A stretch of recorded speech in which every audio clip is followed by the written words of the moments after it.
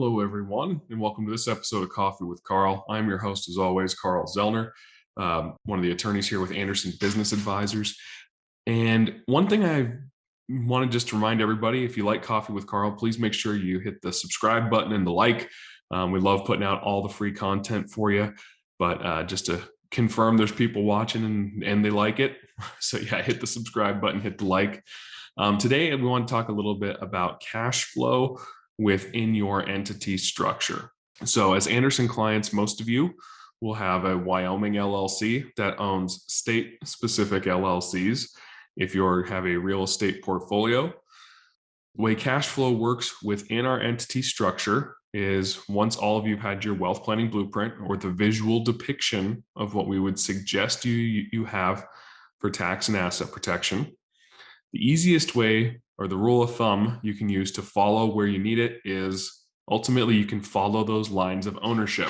So usually those lines are designated by the purple lines with arrow showing the way the money would move. So follow those lines, and that's a great way to sort of see how the cash flows. By way of an example, if I have a rental property in a state, there's a couple of different ways to do this. Number one is your tenant can pay that LLC directly if the rental property is titled in the name of the LLC. What'll happen is you'll leave enough money in that LLC for, say, operating expenses or incidentals. And since the Wyoming LLC owns that state-specific LLC, after that, that amount of float cash is left in that state-specific LLC, you can draw the rest of the income or draw the rest of the cash from that state-specific LLC to the Wyoming holding company. Safe place to keep our safe assets as well as some funds. So that's how that would work. And then whenever you need it, if you need it individually to take it out and spend it on things like living expenses, stuff like that, you would take the cash from the holding company into your personal account. Now, the transfer from your holding company to your personal account is not taxable. You're already paying tax on the income, so you can move it without worrying about a taxable event.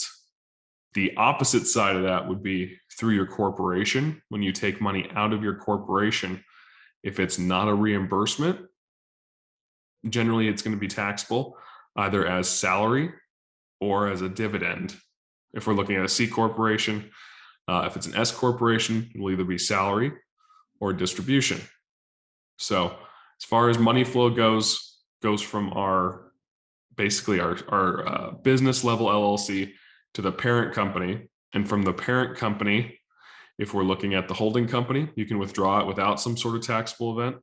Through the corporation, we're going to try to remove money from the corporation first through reimbursements.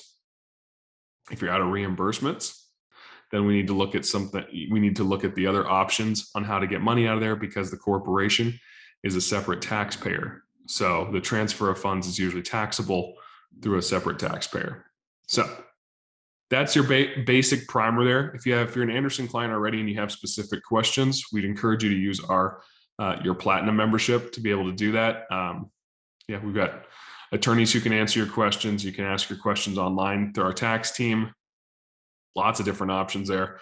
So yeah, if you're an Anderson client already, please use your platinum membership and we can help you answer any specific questions you have. Also, we have a structure implementation class that goes through a lot of these items as well, with drawings and pictures and things like that to help clarify it for you. So until next time, thank you everyone for joining me with this episode of Coffee with Carl. And if you would please remember to hit that subscribe and like button. We'll catch you next time. Thanks everyone.